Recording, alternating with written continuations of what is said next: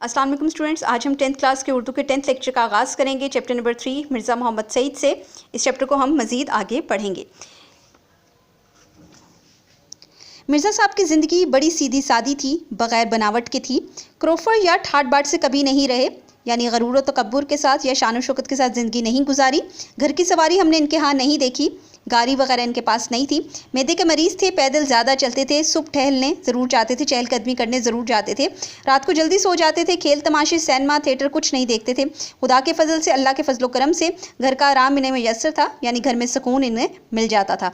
उनकी बेगम भी अदबी ज़ौक़ रखती थी, यानी उनको भी पढ़ने पढ़ाने से लगाव था। 2-1 नावल इनके भी शाया हो चुके हैं। औलाद सादतमंद, फरमाबरदार, बीवी सलीका शार यानी तमीज़दार, सलीके वाली। पेंशन इतनी के बुढ़ापे में किसी की मोहताजी यानी ज़रूरत नहीं पड़ी। खाना सादा, लिबास सादा, रहन सहन सादा, फिर एहतियाज हो यानी ज़रूरत हो या मोहताजी हो तो किस बात की। क़ल्ब मुतमईना की दौलत से माला माल थे, यानी दिल का इत्मीनान इन्हें बहुत ज़्यादा मैसर था। रेडियो पाकिस्तान कराची से 12 साल पहले एक प्रोग्राम दानिश कदा शुरू किया गया, जिसमें 4 दानिश्वर बुलाए जाते थे, यानी बेहद ज़हीन लोग बुलाए जाते थे, और सुनने वालों के सवालों के जवाब फिलबदी यानी फ़ौरन देने होते थे। मैं मीर साहब की सवालात की खिदमत अंजाम देता था। मैंने सोचा कि मिर्ज़ा साहब अगर इस प्रोग्राम में शिरकत यानी शामिल होना मंजूर कर लें, कबूल कर लें, तो इस प्रोग्राम को 4 चांद लग जाएंगे, रौनक लग जाएगी। चुनाचे मैं मिर्ज़ा साहब की खिदमत में हाजिर हुआ। अर्ज़ मुद्दा सुनकर मुतबस्सिम हुए, यानी उन्होंने मेरी जब बात सुनी, मेरा मुद्दा सुना तो मुस्कुराए। आदमी शोहरत के लिए काम करता है या दौलत के लिए? मुझे ना इसकी ज़रूरत है ना उसकी, यानी इंसान 2 तरह के चीज़ों के लिए काम करता है, या दौलत हासिल करने के लिए या मशहूर होने के लिए। मुझे दोनों की ज़रूरत नहीं है। मैंने खुदरी कर ली, मैंने कोशिश कर ली। मिर्ज़ा साहब टस से मस ना हुए, यानी मेरी बात का उन पर बिल्कुल भी असर ना हुआ। मिर्ज़ा साहब बहुत कायदे करीने के, बहुत सलीकामंद आदमी थे, जो कह देते इससे ना फिरते, यानी इससे मुकरते नहीं थे। क़याम पाकिस्तान से पहले जब मुस्लिम लीग ने ज़ोर पकड़ा तो मिर्ज़ा साहब ने सियासत में भी हिस्सा लेना शुरू किया और सूबाई मुस्लिम लीग के सदर मुंतखब हुए। मुस्लिम लीग काउंसिल के मेंबर भी चुने गए।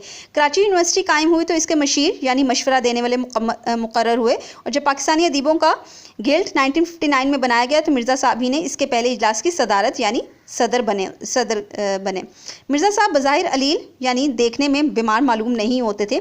कहरा डील, उजला रंग, कुशादा पेशानी, घनी भवों के साए में बड़ी बड़ी रोशन आंखें, रुखसारों की हड्डियाँ उभरी हुई, कतरवा मूँछें। हंसते तो सामने के 2-4 दांत टूटे हुए नज़र आते।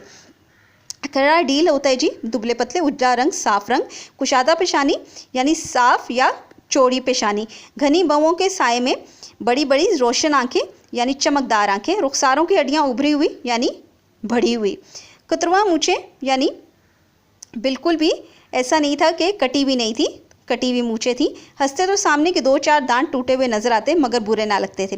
दाढ़ी मुंडी हुई, दान पान से आदमी थे, यानी बिल्कुल दुबले पतले से आदमी थे, दाढ़ी नहीं थी।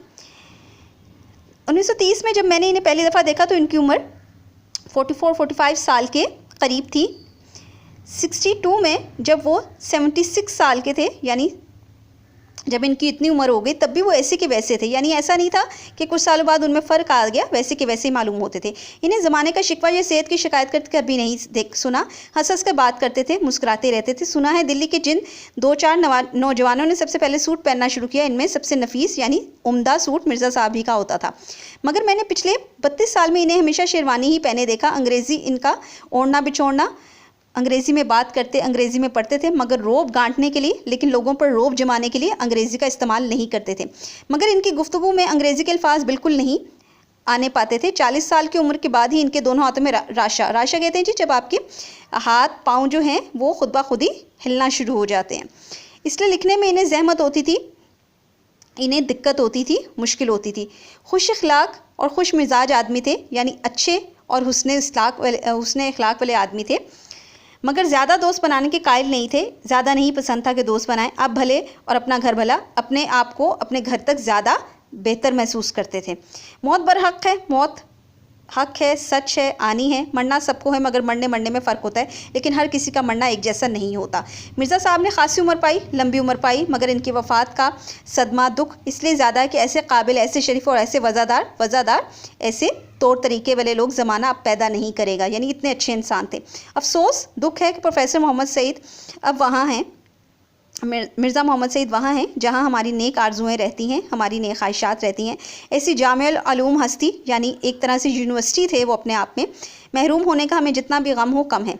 अब कहाँ लोग इस तबीयत के, इस मिजाज के। गंजीना गौहर से लिया गया। अब हम इसकी मश्क की तरफ आएंगे। आप लोगों ने सवालात के जवाबात चैप्टर में से ढूंढने हैं। मिर्ज़ा मोहम्मद सईद किस लिए लिखते थे, वजह क्या थी लिखने की, लाहौर के पब्लिशरों के साथ मिर्ज़ा साहब का रवैया कैसा था, मिर्ज़ा साहब की मार्कतुल किताब का नाम और मर्तबा बयान कीजिए। मिर्ज़ा साहब की किन 2 कौमी शख्सियात से अजीज़दारी थी, मिर्ज़ा साहब ने किस कॉलेज में तदरीस के फ़राइज़ अंजाम दिए, मिर्ज़ा साहब का सबसे बड़ा मशगला क्या था और मुसन्निफ़ के प्रोग्राम दानिशकदा में शिरकत की दरख्वास्त पर मिर्ज़ा साहब ने क्या जवाब दिया। मिर्ज़ा साहब का हुलिया आप लोगों ने मुख्तसर बयान करना है और मिर्ज़ा साहब के दोनों नावलों के नाम तहरीर करने हैं। आप लोगों ने फ़िलहाल होमवर्क यही करना है, बाकी होमवर्क आप लोगों को बाद में मिलेगा।